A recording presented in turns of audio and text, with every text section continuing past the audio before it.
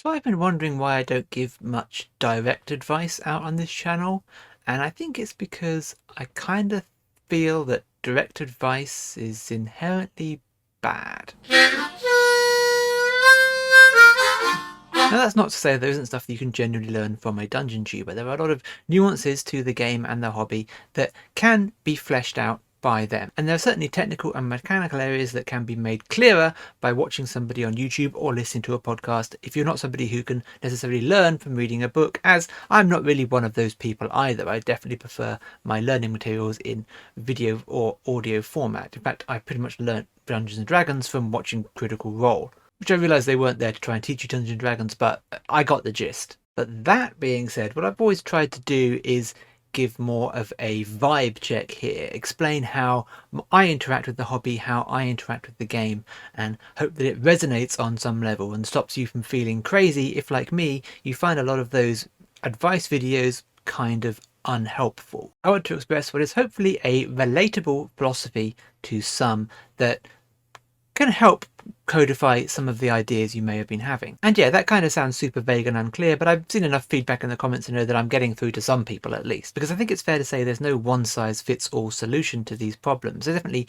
building blocks that you can take from various sources and begin to figure out what you want to do, but there's no definitive answer on the correct way to run these games, and often it's going to change from group to group and even from player to player. So the biggest actual advice, if I was ever going to give actual advice, is that the game is a vibes check. You've got to get with the vibe of your table, and they've also got to get with the vibe of you. It's got to be a give and take. There has to be a simpatico of alignments. There's a definite art to reading your players and figuring out how best to tailor the game to them, but at the same time the players have to go along with what the GM wants to run. The GM is, after all, putting the effort into running the game, and this vibes check is where I tend to butt up against the militant advice people, particularly on TikTok, which I've mentioned several times I abandoned relatively quickly. And this concept of vibes is why I will defend fudging. I think fudging is a way overblown problem. In fact, it's only really a problem in D&D because it has this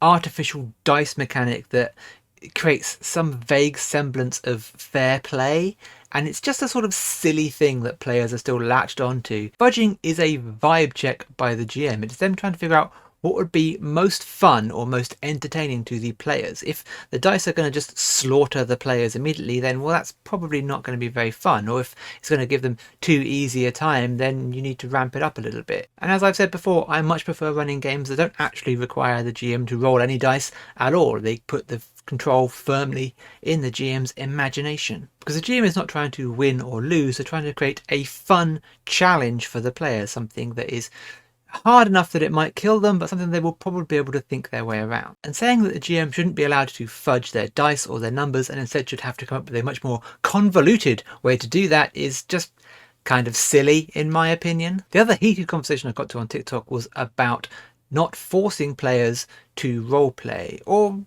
that was what it thought it was about. The post in particular was talking about how a player might enter a conversation with an NPC but not know what to say, so request a dice roll to solve the problem instead, which again is a somewhat uniquely D&D problem, allowing the players to role play instead of role play in this role-playing game.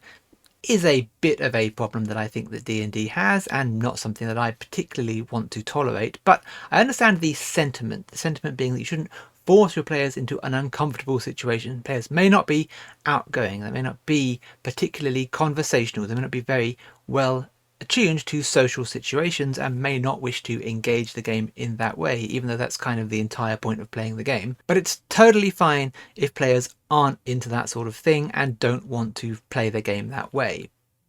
But if they don't want to play that kind of game, then they don't get to play that kind of game. Like, you can get a lot of game out of the hobby without having to put on Critical Role style voices and have deep emotional conversations and shocking revelations about your character. You don't need to do any of that. There's plenty of game to get involved in, and you can have purely descriptive narrative scenes, so you don't have to engage directly in dialogue. You can simply explain what you want to do instead and narrate the conversation that way. But if you don't want to be involved in those heavy conversations, then your character doesn't get to be involved in those conversations. Not everyone at the table will have the same comfort level, and players that do have that comfort level of attempting to be actually charismatic should be rewarded for doing so. They should be better at it than the players who don't want to and would rather just roll a dice. Just rolling a dice is not a substitute for actually playing the game. In regards to the vibe check, the GM should try and tailor to the comfort level of each individual player, but the players shouldn't be trying to do things that they don't want to do. If you don't want to have to actually come up with a persuasive argument, then don't engage in trying to come up with a persuasive argument. I think it's bad. And when I talk about lazy players, this is kind of what I'm talking about. I feel like D&D particularly is encouraging this roleplay over roleplay, and I think it's bad for the table. And again, there's tons of game to interact with without having to do this character stuff. I have some players who love doing the character stuff, some that aren't really into it, and it works fine. I'm able to work that balance. In fact, I tend to find that most players will easily get into the conversational stuff once prompted by somebody else, even in a live setting when there's clearly a more charismatic person at the table who's able to take on that bard-like role. So I'm not on board with handing this player's get out of roleplay free card. If the players aren't into that, then I don't offer them those scenes and I don't expect them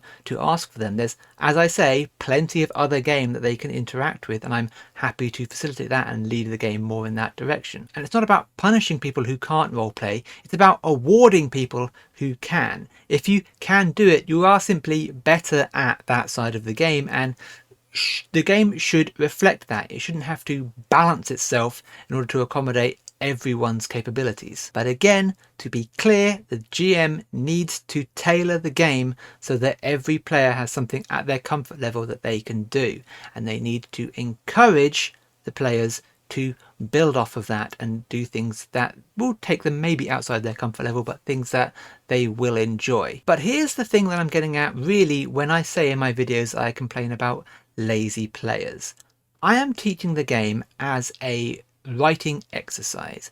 I am heavily improvising my story and every scene. I don't have a firm, the players must do this to get to this objective. There's definitely an objective in mind and the story is going somewhere, but it's very fluid and I can change it on a whim. No, what I want to do is to come up with creative problems for the players to find solutions, and that's much easier to do on the fly if the players are feeding me information. Think of it like an improv scene. When they ask the audience for input, they're not just doing it on a whim, they're asking genuinely for that jumping off point. It might be a name or a line of dialogue or just a little something here or there that they can then build off of. So that's what I'm looking for with my players. So when a player says, I don't know, can I just roll a dice? They're effectively handing me nothing. They're saying, here's a big pile of nothing, do what you will with it. And that's unhelpful. That's more work on me. If the players throw out an idea, even if it's a bad idea, I can at least build off of it. It will spark some creativity in my head and I will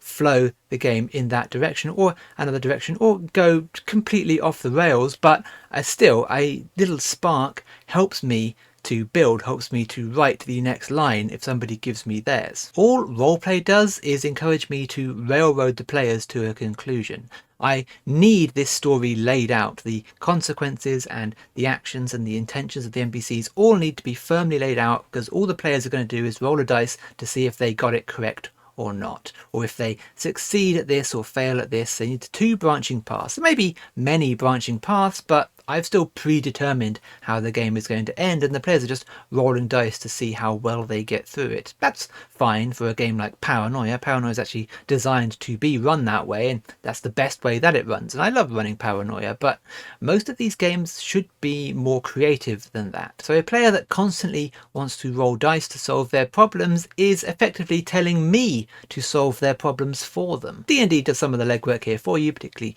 in combat terms, because it has very strict outlines of what each thing does and you're rolling dice to do specific things, but even then it's still being determined by me rather than the players, and I just get frustrated by that because I don't necessarily want to do all that work. I'm very happy to run the game, but with no input from anybody else, it's just becomes a bit tedious after a while. It comes to a point where I might as well be writing a novel and rolling the dice myself if you're giving me nothing in return. And again, These don't have to be good ideas. Players don't have to be Sherlock Holmes level geniuses of investigation or some kind of Bruce Lee tactical martial arts combatist. They just need to have an idea. Any idea is better than nothing because it's something that we can all build from. So when I talk about vibes, when I say lazy players, that's basically what I'm referring to. I think I've managed to sum it up here, and I've been debating doing this video for several weeks just because I've been trying to put my thoughts together, but I think that pretty much covers it. If you do have any questions, follow-up questions, please do ask in the comments. So yeah, GMs, find the vibes of your table, but also players have input. Roleplay, not roleplay. It's not that hard, and it's what you came here to do anyway, so just dive in. No wrong answers, honestly, no wrong answers. And if you're worried about wrong answers, play a silly game, kind of like, say, Paranoia, or something low risk like Dread, where you're probably going to die anyway. And I do think, even though I don't like it, the D&D does fill in a lot of the blanks for you, so it is quite a good jumping off point. It gives you a good base that you can jump off from, but you still should be trying to be creative and at least trying to spark some creativity in your GM if you want to get the best out of them, because they want to be telling a story, but they need those inputs. They need those little sparks of creativity from you to push them to the next idea and the next idea and the next. Otherwise, they genuinely are just telling you a story. Anyway, that's me, that's my opinions. Hopefully that made some coherent sense, and I will see you in another video soon. Like and subscribe and press the buttons and do the things and look at all my links. Our Kickstarter is still up at the moment, so you can check that, and that'll be a link below, as we are currently building up to the launch, hopefully in the summer. I'll make another video about that soon, I think, just to refresh everyone's memories. But yeah, hopefully that was interesting, and I will catch you again. The end.